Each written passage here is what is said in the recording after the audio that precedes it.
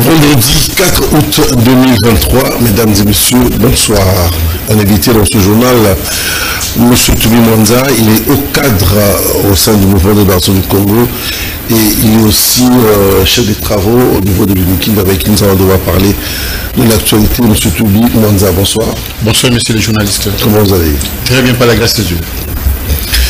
Intense activité à chambre basse du Parlement. Christophe Mbosso a reçu successivement le président de l'Assemblée parlementaire francophone et la délégation du Parti communiste chinois. Je vous l'ai mis pour les détails. Suivez.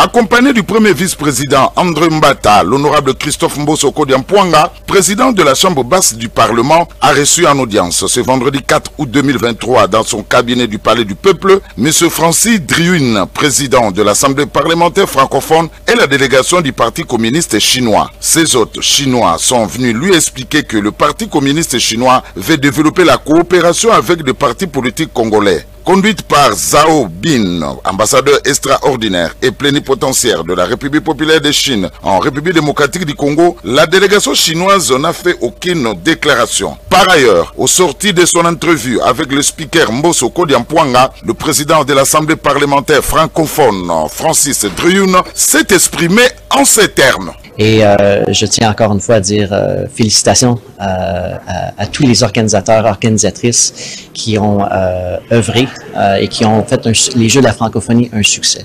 Bien sûr, à l'APF, on respecte l'intégrité territoriale. Bien sûr, nous sommes représentants des parlements. Je serais hypocrite de dire que je ne savais pas qu'il n'y avait pas de conflit. On va toujours favoriser le dialogue. Je pense aux pères, aux filles, aux mères, aux frères, aux sœurs qui malheureusement perdent leur vie dans ces conflits. Et je tiens encore une fois à dire qu'il faut favoriser le dialogue pour s'assurer qu'on mette fin à ce conflit. Sur la RDC, à travers le premier vice-président, M. Mbata, à travers l'APF, a représenté son peuple et je vais toujours respecter les gens qui se lèvent debout pour représenter leur peuple. Et encore une fois, ça a été fait, que ce soit à la régionale de l'Afrique ou à la plénière en Géorgie. M. Mbata a très bien représenté son peuple ici en République démocratique du Congo. La mise en œuvre des grands projets socio-économiques en faveur de la RDC entre Jean-Michel Samalukonde, le Premier ministre de la délégation des membres du gouvernement chinois. Je vous l'ai mis pour les détails.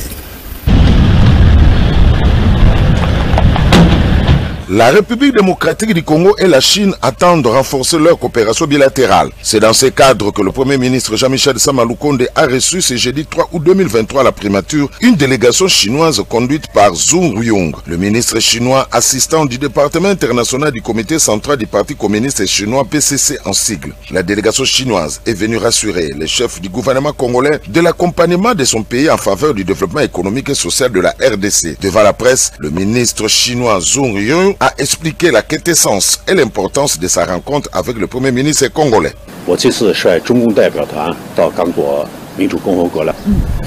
Cette fois, ma délégation du PCC a plusieurs programmes politiques avec les hauts dirigeants de la RDC et celui-là avec le Premier ministre, c'est le plus important. Et en mai dernier, le président Tshisekedi a effectué sa visite d'État en Chine. Entre-temps, avec le président Xi Jinping, tous les deux ont hissé les relations bilatérales à un niveau de partenariat de coopération globale stratégique. Et ceci, c'est un grand pas en avant sur la base de l'amitié traditionnelle entre les deux pays. Et avec Monsieur le Premier ministre, nous sommes convenus de contribuer nos efforts pour bien mettre en œuvre les consensus des deux chefs d'État et par la voie des partis politiques de nos deux parlements et de nos deux gouvernements pour enrichir ce partenariat de coopération stratégique globale. Il se de rappeler que la RDC et la Chine entretiennent de très bonnes relations de coopération depuis plusieurs décennies. Ici, il est question de les renforcer dans les domaines socio-économiques. Le vice-premier ministre, ministre de la Défense et ancien combattant, Jean-Pierre Bemba Gombo, est arrivé ce vendredi 4 août 2023 dans la province du Nord Kivu, précisément dans la ville de Goma, pour une mission d'évaluation conjointe sur cet élément de Jean-Pierre Njodji.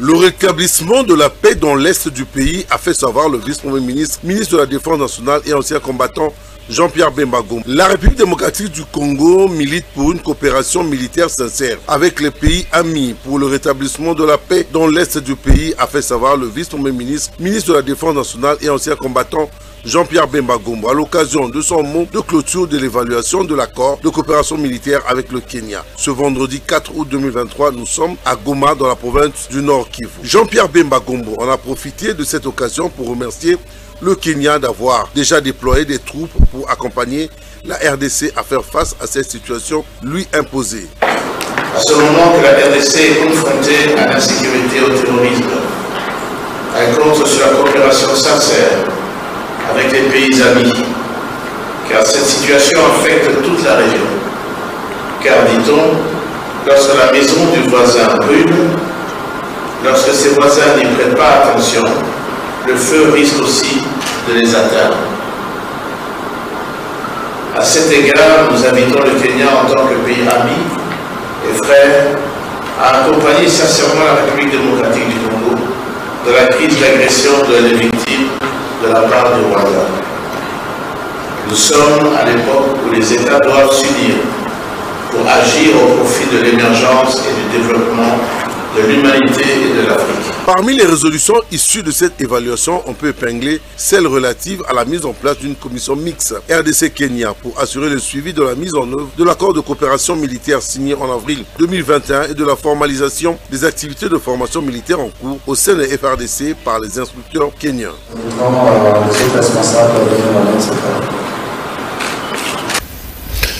Revenons ici à Kinshasa, où le VPAM a accordé l'audience au secrétaire d'État, au vice-secrétaire d'État américain aux affaires africaines. Encore une fois, Jean-Pierre Njodji pour les détails. La sous-secrétaire d'État américaine aux affaires africaines, Amy Holman, a été reçue dans la soirée du jeudi 3 août par le vice-premier ministre, ministre de la Défense nationale et ancien combattant Jean-Pierre Bemba Gombo. Les deux personnalités ont suffisamment évoqué les questions de la mise en œuvre de façon effective des prescrits des processus de Luanda et de Nairobi. Le volet humanitaire a été également évoqué dans les échanges entre Jean-Pierre Bemba Gombo et Amy Holman et l'envoyé de Joe Biden, qui s'est félicité de l'apport de son gouvernement dans ce chapitre important de l'instabilité dans l'Est de la RDC. J'étais vraiment ravie d'être ici pour une deuxième fois à Kinshasa et j'étais ravie de rencontrer Monsieur le ministre Bemba. Alors nous avons parlé longuement de conflits dans l'Est et des mesures diplomatiques qu'on est en train de prendre, des possibles solutions à ce conflit et surtout l'importance de la voie diplomatique pour résoudre le conflit. Pour les réunions de la région, encore le soutien pour les processus de Rwanda et de Nairobi. Nous ne sommes pas tellement contents de la longueur du processus envers une solution, mais parfois la diplomatie est en train avec la visite du numéro 2 du département d'État, Mme Victoria Nuland. Alors on s'est entretenu aujourd'hui avec Monsieur le Président pour parler avec des engagements diplomatiques dans le prochain avenir. Aujourd'hui, nous avons eu le plaisir d'annoncer encore 48 millions de dollars d'aide humanitaire pour les personnes déplacées dans l'Est du pays. Ça augmente notre enveloppe budgétaire pour l'aide humanitaire à presque 500 millions de dollars pour cette année fiscale. Ah oui, c'est ça, exactement. C'est pour aider des gens qui ont été déplacés. Et nous espérons de trouver une solution pour qu'ils puissent rentrer le plus tôt possible à leur terrain. J'ai vraiment enchanté de entretenir avec lui pour la première fois. Monsieur Tobi Mwanza est l'invité de ce journal. Bonsoir. Bonsoir, monsieur le journaliste. Vous êtes du MLC, de la République démocratique du Congo. Aujourd'hui, le pays organise le 9e jeu de la francophonie. Je voudrais d'abord avoir vos impressions. Oui, mes impressions sont caractérisées par la joie, une joie immense, dans le sens que le pays a tendance à être remis à l'orbite de la considération internationale, et le jeu, l'organisation de ces Jeux de la francophonie donne une bonne image aujourd'hui à travers le monde. Au moment où vous me recevez dans votre plateau, je passais par les stades de Martyrs. J'ai eu la grâce d'échanger avec quelques journalistes, des journalistes de TV5 Monde. Un journaliste me dit, messieurs, aujourd'hui, votre pays est suivi à travers le monde, est sous les satellites internationaux, c'est-à-dire le monde entier est en train de suivre tout ce qui se passe. Vous avez quand même visité les sites, les jeux, vous avez pu quand même... J'étais à l'Unikin. Vous avez fait des travaux, ouais. Vous avez vu comment on a requinqué le bâtiment. Et je vous assure, j'ai eu la joie de voir j'étais au Home 20. J'ai habité le Home 20, le Home 30. À l'époque. À l'époque. Rien à voir avec d'aujourd'hui. Vraiment, oui, mais aujourd'hui c'est très bien retapé, et ça abrite, ça loge maintenant les athlètes. Il y a une délégation qui est logée dans le plateau et Home 20, Home 10. Donc, une bonne impression. Et je dirais même que félicitations au gouvernement et au chef de l'État pour cette initiative. Ma joie était de voir le chef de l'État en train d'encourager les athlètes congolais, peu importe la victoire en termes de médailles. Et je voulais aussi attirer l'attention de nous, Congolais, dans le sens que ce qui compte à l'instant, ce n'est pas de rafler le médaille. C'est la fête. Devant l'image. Oui, c'est l'image qui est vendue, l'image de la considération de notre pays qui compte. Et à cela, ça nécessite un changement de mentalité, l'acceptation de ce qui se passe à l'instant dans notre pays. Et comprenez que le monde francophone nous a fait confiance, et nous-mêmes, nous devrions être conséquents, accepter cette confiance que le monde francophone nous a faite en fait. Donc voilà, permettez-moi la recette redondance, c'est pour dire que la joie est immense, et j'estime que ce qui me caractérise à l'instant est partagé par la grande majorité de Congolais. Voilà. C'est devant le chef d'état-major que la nouvelle tenue des FARDC était présentée devant les hommes de troupe. Une nouvelle tenue dans cette nouvelle dynamisme qu'affichent également les FARDC. Suivez. La nouvelle tenue de combat des forces armées de la République démocratique du Congo a été présentée ce jeudi 3 août 2023 à la presse au camp Kokolo par le général-major Kipongo, sous-chef d'état-major chargé de la logistique à l'état-major général des FARDC. Cette nouvelle tenue sera bientôt dotée aux militaires de la première et de la deuxième zone de défense, en commençant par la garnison de Kinshasa. Il s'agit d'une nouvelle tenue que les forces armées démocratiques du Congo vient d'acquérir pour doter tous les militaires de la ville de Kinshasa, en principe de la première zone et deuxième zone de défense. Pour les militaires qui sont en opération, il y a une autre tenue et qui est déjà en circulation à l'est du pays. Mais pour la première et la deuxième zone de défense, voici la tenue qui a été adoptée.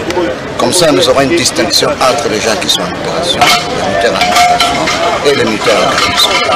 Bien sûr, il y aura une distinction. En voyant de loin, vous verrez que c'est la même tenue. Mais en vous approchant, vous verrez qu'il y a une grande distinction entre la force aérienne et la force navale. Et la force terrestre, évidemment. Donc, toutes ces tenues représentent les différentes forces. On va voir un militaire de la force navale à partir de son béret et à partir de la tenue. On va voir le militaire de la force aérienne à partir de son béret et la tenue. La même chose pour la force navale. Ces tenues de combat viennent s'ajouter à celles déjà dotées aux militaires en opération dans la troisième zone de défense. Le ministre de la Santé publique, Hygiène et Prévention, le docteur Roger Kamba, sillonné quelques sites de la francophonie qui sont de s'enquérir de la situation sanitaire. Suivie. Le ministre de la Santé a voulu palper du doigt, à quelques heures de la fin de cette grande compétition internationale, le travail abattu par ses équipes déployées depuis le début de ces Jeux. Tentes médicalisées, postes médicaux avancés et infirmeries ont été installés dans les différents sites de vente, la capitale, pour prendre en charge les éventuels cas de maladie et des incidents liés à la santé. En outre, les ambulances ont été disponibles pour l'évacuation des urgences dans des structures médicales appropriées. Les médecins urgentistes infirmiers mobilisés par le ministère de la Santé publique, Hygiène et Prévention ont travaillé aux côtés de la Croix-Rouge pour assurer cette prise en charge sanitaire. À son passage, le ministre Dr Samuel Roger Kamba et toute sa suite ont visité les infirmeries et les salles antidopage. Ici, les personnels s'assurent la garde jusqu'à la fin de la dernière compétition. Nous nous sommes préparés en amont pour pouvoir garantir la sécurité sanitaire, aussi bien des athlètes, des invités que de la population. Et donc il y a deux dispositifs qui ont été mis en place. Un premier dispositif plus adapté aux athlètes et un deuxième dispositif beaucoup plus large pour la population. Nous avons mis ça en début des Jeux et là en plein milieu, en tant que ministre de la Santé, je vais me rassurer que le dispositif fonctionne, que les malades sont pris en charge de manière correcte et que tout ce que nous avons prévu comme logistique est bien entretenu aussi et qu'à la fin de ces Jeux, nous puissions avoir et des résultats positifs, zéro incident comme l'a demandé le président de la République, mais aussi garder tout ce que nous avons investi en santé pour de nouvelles activités qui pourraient arriver. Si vous préparez bien en amont, eh bien en aval, vous n'avez pas d'incident. Ces échanges avec les équipes du terrain lui ont permis de trouver vite les solutions à certaines doléances qui lui ont été soumises. À la fin de cette tournée, le ministre a dit toute sa satisfaction car la bonne préparation de cette compétition permet à ce jour de terminer le 9e jeu de la francophonie avec zéro incident majeur, comme le voulait le chef de l'État, Félix-Antoine Tshisekedi. Restons toujours dans le jeu où cette fois-ci le gouverneur est allé à son tour remettre des médailles et il en a profité pour faire quelques parties de tennis de table sur cet élément de Jules Boulembi. Invité pour remettre le médaille aux gagnants de cette compétition, Gentili Ngobila a profité de l'occasion pour remercier le chef de l'État pour ce grand événement qu'il a organisé dans la capitale dont il est dirigeant. Depuis l'avènement du pays à l'indépendance, depuis 1960, le Congo n'a pas été doté des infrastructures de haut niveau, de haute facture telles que nous les gagnons. Et tout ceci est grâce à un grand monsieur, un grand visionnaire, un grand bâtisseur, qui est le président de la République, Félix-Antoine Tshisekedi, qui a voulu doter notre belle ville de Kinshasa des infrastructures modernes, sportives, de haute facture. Ce 9e jeu de la francophonie est le seul événement sportif et culturel international en langue française dédié à la jeunesse. Un bon amoureux et passionné du tennis de table, le gouverneur de la ville de Kinshasa n'a pas hésité de se lancer dans une partie de ce jeu afin de communiquer son bonheur à cette jeunesse de Kinshasa venue pour soutenir non seulement les athlètes mais aussi le déroulement de ces grands événements dans leur ville. Pour cette discipline sportive, la Roumanie rafle tout. Elle emporte l'or en double mixte et en simple c'est la pongiste Elena Adriana Zahira qui remporte l'or à battant la Tunisienne Fadou Agassi. Enfin, le pongiste André Edouard Lonescu remporte l'or face au Malgache Fabio Andrei Rakotarimanana. Rappelons par ailleurs que c'est jusqu'au 6 août 2023 que les Jeux de la francophonie vont se clôturer à Kinshasa avec 9 compétitions sportives et 11 concours culturels. Pour les sports, nous avons le foot masculin moins de 20 ans, le basket féminin 18 à 25 ans, l'athlétisme et le para-athlétisme, le cyclisme sur route, le lutte libre et africaine, le judo et le tennis de table. Et dans la catégorie du programme culturel, nous citons la peinture, la sculpture, la photographie, les chansons, la danse, la création numérique, la littérature, les contes, jonglerie avec ballon, marionnettes géantes et... Restons toujours à la francophonie où cette fois-ci, ce sont les parents et les enfants qui sont venus voir, apprécier la beauté des sites de ces Jeux de la francophonie. Freddy Soumaëli et Normi Menza pour les détails. Des De nombreuses familles quinoises se déplacent depuis quelques jours vers les sites de 9e jeu de la francophonie pour assister aux compétitions des différentes disciplines. De longues files ont été observées devant les différentes entrées du stade Tata Raphaël. Parents, enfants, abhorrant les couleurs de la République démocratique du Congo, se dirigent vers les sites dans l'ordre pour suivre les épreuves drapelées en main.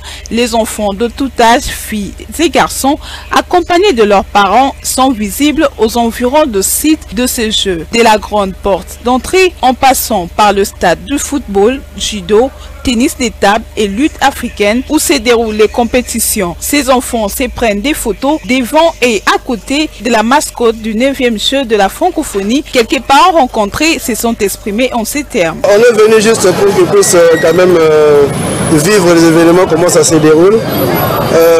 Bientôt c'est la rentrée scolaire et on ne savait pas comment faire pour pouvoir réjouir les enfants. Raison pour laquelle on a pensé à les amener ici pour qu'ils puissent vivre cet événement, vu que c'est unique, hein?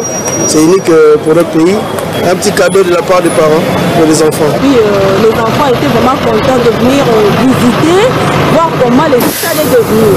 C'est la raison pour laquelle j'ai amené les enfants.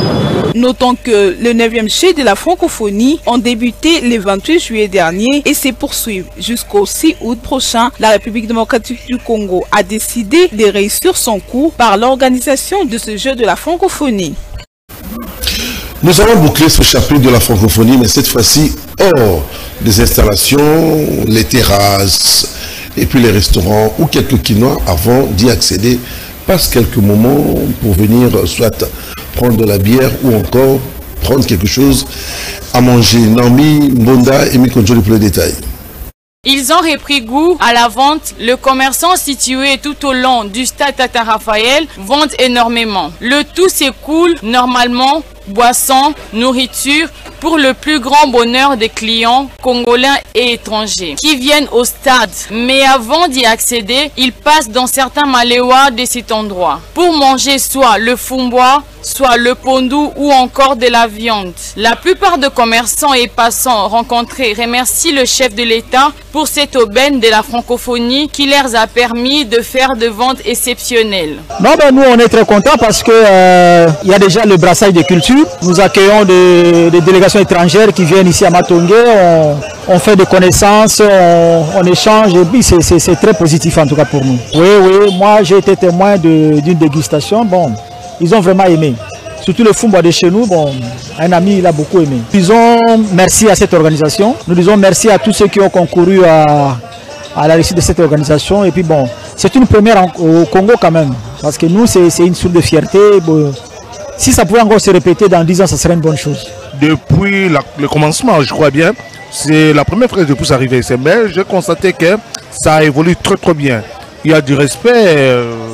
Il n'y a pas de désordre, c'est ce que j'ai vite compris aujourd'hui même. En principe, aujourd'hui, je n'ai pas vu quelques blancs ici. J'ai vu des étrangers, des Camerounais, des Sénégalais, des Nigériens aussi, j'ai constaté, mais beaucoup de Congolais.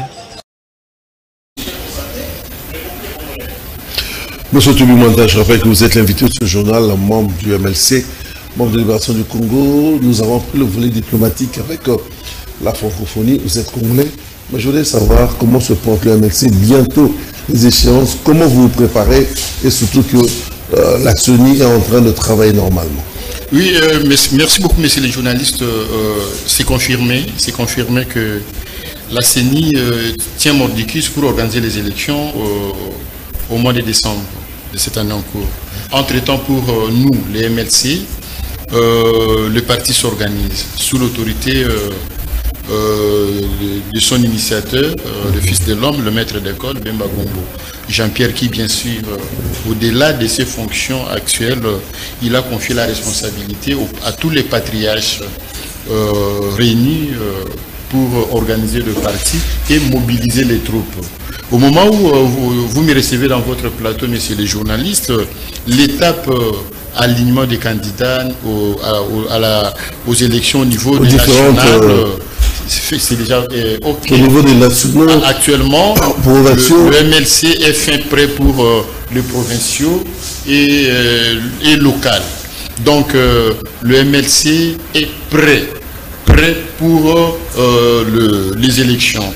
Mais aussi il y a comment dirais-je, il y a une joie immense parce que sur terrain, le MLC est très dynamique. Moi personnellement, je me posais même des questions de savoir mais pourquoi d'autres partis politiques ne s'affichent pas sur terrain. Pourquoi les partis semblent être disparus pendant que les échéances... Mais attention, nous ne sommes qu'à quelques mois des élections. Est-ce que vous allez garder ce souffle-là sur le terrain jusqu'au mois de décembre? Parce que c'est un problème de souffle financier et de militants. C'est le parti numéro 1 en termes d'alignement des candidats. Par rapport au CE, il faut dépasser 300. Le MLC 500 près déjà. Donc vous comprenez qu'aucun parti politique n'est plus fort sur terrain que le MLC. Considérez même les alliances qui vont se faire. Le MLC sera toujours en avant-plan. C'est pour dire que le MLC a pris les choses au sérieux. Donc les élections, nous félicitons la CENI parce qu'il n'y aura pas report.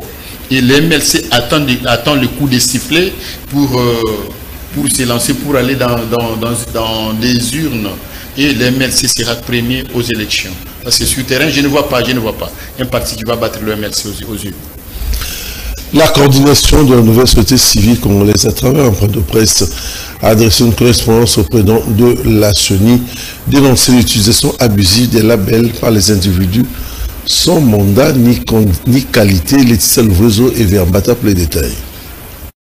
La coordination nationale de la nouvelle société civile dénonce avec la dernière énergie l'utilisation abusive de ces labels par des individus sans mandat ni qualité. À en croire le coordonnateur de la NSCC, Jonas Tchombela Kabiena, une lettre de dénonciation circule dans les réseaux sociaux contre un certain monsieur Ekoto Loleke Célestin, directeur général adjoint à l'office de route, écrite le 31 juillet 2023 par une certaine communauté de la nouvelle société civile congolaise collée à Kinshasa, attribuée à la coordination nationale de la NSCC, est juste une manipulation des acteurs politiques en mal de positionnement et qui cherchent à ternir l'image de la nouvelle société civile congolaise. La NSCC annonce déjà le dépôt de sa plainte contre tous ces auteurs qui certains seraient déjà en fuite.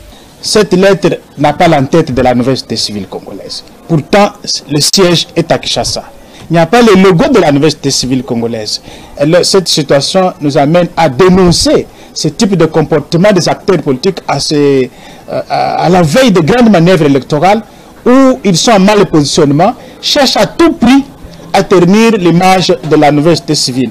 Donc, nous avons déposé ces documents au niveau de toutes les instances de la République pour dire que ce chiffon qui a été déposé n'a rien à faire avec la nouvelle société civile congolaise et ce qui est considéré par moment, comme ils ont triché, c'est que ce sont des choses qui sont en train d'être manipulées par une certaine opinion politique que nous, on ne connaît pas. Donc, à ce stade, la nouvelle société civile annonce une plainte sera déposée contre M. Clément Chikala.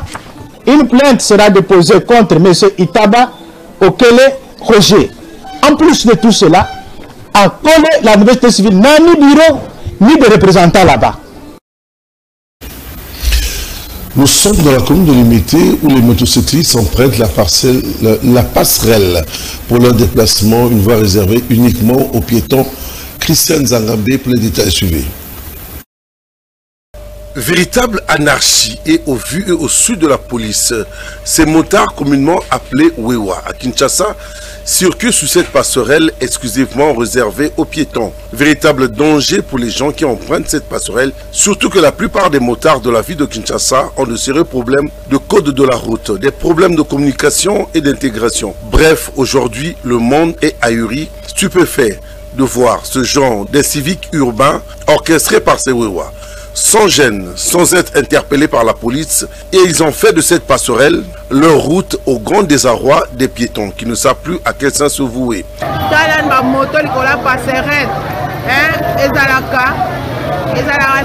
Il est vrai que dans la ville de Kinshasa, ces motards communément appelés Wewa roulent souvent à moto sans connaître les AB du code de la route et souvent la police laisse faire. Et cette situation, comme celui de la passerelle, comme le montre sur ces images, doit être punie ou plusieurs passants risquent de se faire renverser. Pour cette situation, l'urgence s'impose.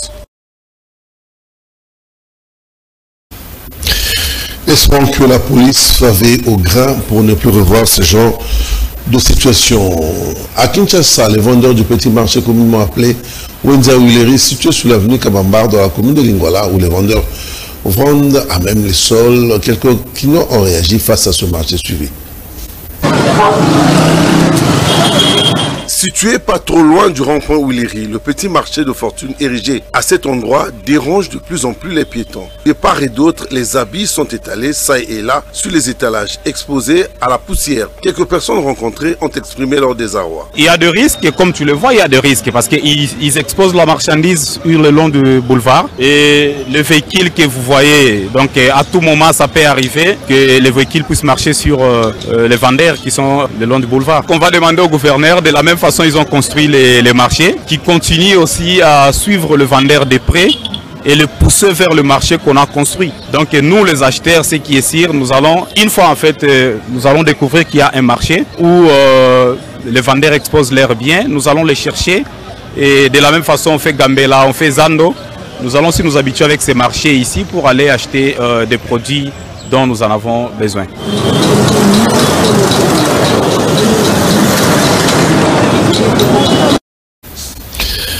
Nous sommes arrivés pratiquement à la fin, mais avant de terminer, M. Toubi Mwanza, nous avons évoqué l'aspect des élections. Vous avez foi en ça?